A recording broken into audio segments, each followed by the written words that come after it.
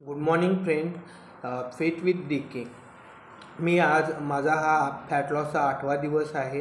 याच्यामध्ये मी as a beginner म्हणून स्टार्ट केलेले आहे आणि याच्यामध्ये बरेच असे प्लस पॉझिटिव्ह निगेटिव्ह गोष्टी होत आहेत. कारण खूप मोठा फिटनेस आणि माझ्यामध्ये खूप मोठा गॅप पडल्यामुळे बरंच म्हणजे ज्या ज्या काही अडचणी येतात त्यांना फेस करावं लागते.